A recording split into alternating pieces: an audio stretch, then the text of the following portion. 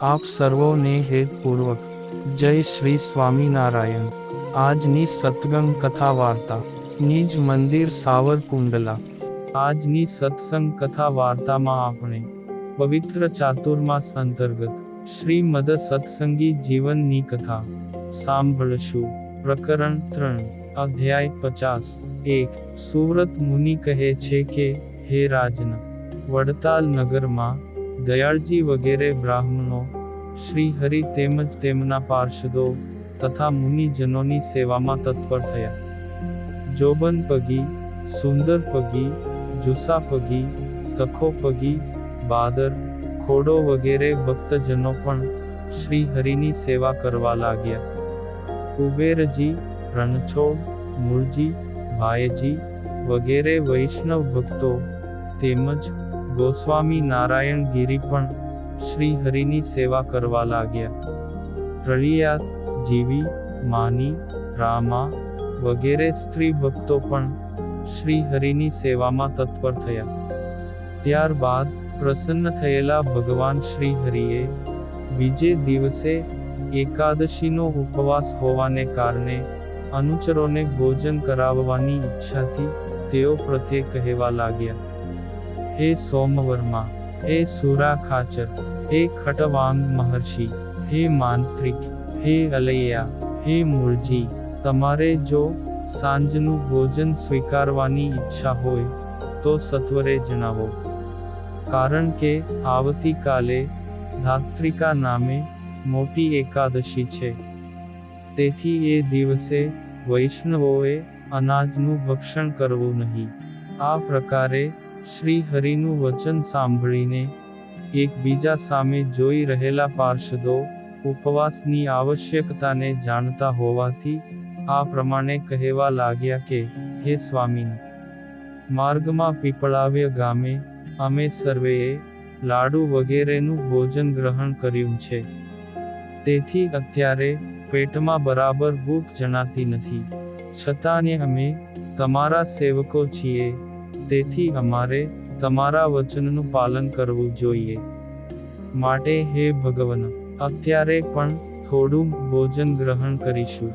તમારા હાથની પ્રસાદીનું મહાત્મ્ય અમે એકાદશી કરતાં પણ અધિક જાણીએ છીએ। છતાં પણ તમારી પ્રસન્નતા માટે આવતીકાલે એકાદશીએ અમે ભોજન કરીશું નહીં। તેઓનું વચન સાંભળીને તેમના અંતરના અભિપ્રાયને જાણતા ભગવાન શ્રી હરિ મંદમંદ હાસ્ય કરીને સિંહાસન પરથી ઊભા થયા ને કહેવા લાગ્યા કે, અહીં કોઈ પૂર્વાસી મનુષ્ય છે। તે સમયે કુબેરજી બે હાથ જોડીને શ્રી હરિ પ્રત્યે કહેવા લાગ્યા કે, હે ભગવન, આપનો દાસ અહીં જ હાજર છે। તેથી આપની ઈચ્છાનુસાર જે કાની આજ્ઞા હોય તે અવશ્ય જણાવો। આ પ્રમાણે કુબેરજીએ કહ્યું। તેથી શ્રી હરિ તેમના પ્રત્યે કહેવા લાગ્યા કે, તમે અહીં રસોઈ તૈયાર કરી છે કે નહીં? ત્યારે કુબેરજી કહેવા લાગ્યા કે, હે ભગવન, અહીં રાયણના વૃક્ષ તળે રસોઈ તૈયાર કરીને જ રાખી છે। શીઘ્ર રસોઈ તૈયાર કરનારા ગણેશ, જયરામ વગેરે વિપ્રોએ બહુ ઘી, સાકર મિશ્રિત લાડુઓ તૈયાર કરી રાખ્યા છે।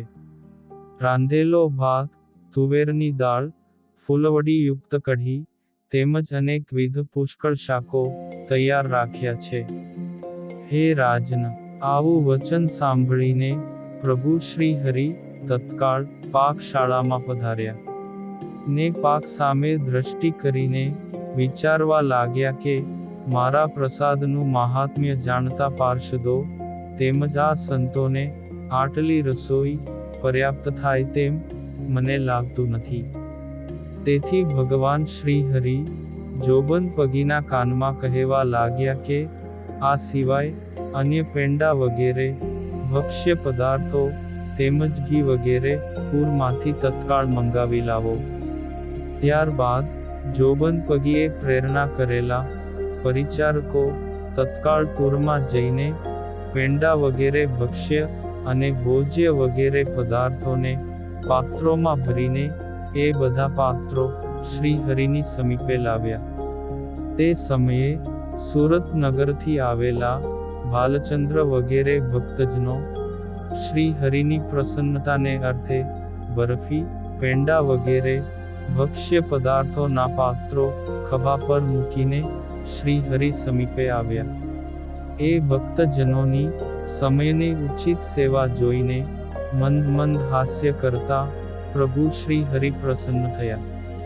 તેમજ ભાલચંદ્ર વગેરે ભક્તજનોની પ્રશંસા કરવા લાગ્યા.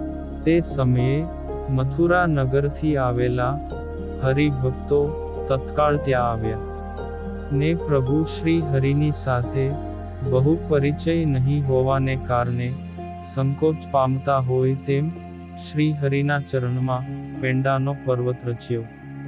તેનાથી અતિશય પ્રસન્ન થયેલા મુનીશ્વર ભગવાન શ્રી હરિએ પોતાના પાર્ષદોને બોલાવ્યા અને યથાયોગ્ય પંક્તિમાં અહીં આ સ્થળે ભોજન કરવા બેસો એ પ્રકારે કહેવા લાગ્યા. પછી સર્વે પાર્ષદો પવિત્ર થઈને શ્રી હરિની આજ્ઞાથી પંક્તિબદ્ધ ગોઠવાયા. તેવામાં ભગવાન શ્રી હરિએ વિચાર કરીને પોતાની સાથે તેમજ દેશાંતરથી પધારેલા મુનિઓને ભોજન ગ્રહણ કરવા માટે બોલાવ્યા. ભગવાન શ્રી હરિના આમંત્રણથી મુનિઓ અતિશય પ્રસન્ન થયા ને ભોજનને અર્થે શ્રી હરિની આજ્ઞા થતાની સાથે જ એ જ ક્ષણે તેઓએ આસન, સ્થાન તેમજ કંથાને એક બાજુ મૂકીને હાથ પગની શુદ્ધિ કરીને હાથમાં પવિત્ર ભિક્ષા પાત્ર ગ્રહણ કર્યું. પછી મંદ હાસ્ય કરવા લાગ્યા. તે તેઓના મુખ પ્રફુલ્લિત થયા અને હર્ષપૂર્વક ઉતાવળી ગતિએ ચાલવા લાગ્યા. આથી તેઓના હાથમાં રહેલા તુંબડાઓ પણ હલવા લાગ્યા ને પ્રભુ શ્રી હરિના મુખ સામે દ્રષ્ટિ કરતા કરતા તેઓ ભોજન કરવા પધાર્યા.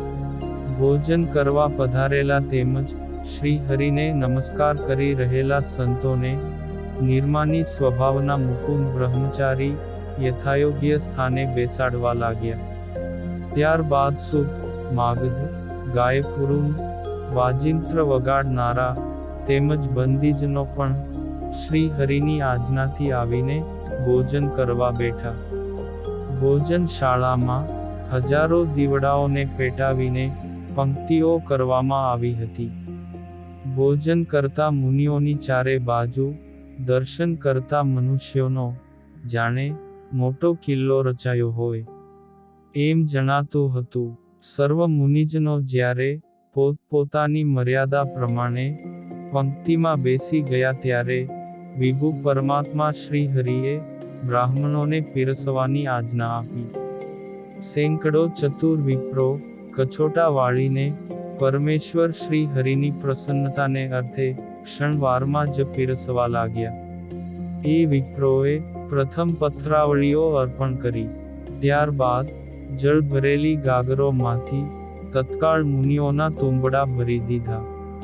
ત્યારબાદ ઉત્સાહી વિપ્રો પંક્તિના અનુક્રમથી યથાયોગ્ય એક બીજા પદાર્થનો જે રીતે સ્પર્શ ન થાય એ રીતે પાત્રમાં પીરસવા લાગ્યા.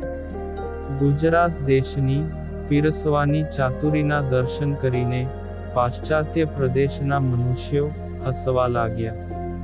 દક્ષિણ દેશના કેટલાક મનુષ્યો પ્રશંસા કરવા લાગ્યા. પછી અનેક પ્રકારના શાક, પેંડા, લાડુ વગેરે પદાર્થો એવી ચતુરાઈથી પીરસ્યા કે પાત્રમાં એક બીજા પદાર્થનો સ્પર્શ પણ થયો નહીં. અને હવે પછીની કથા વાર્તા આપણે આગળના ભાગમાં સાંભળશું. અત્યારે આપ સર્વોને ભાવથી જય શ્રી સ્વામિનારાયણ.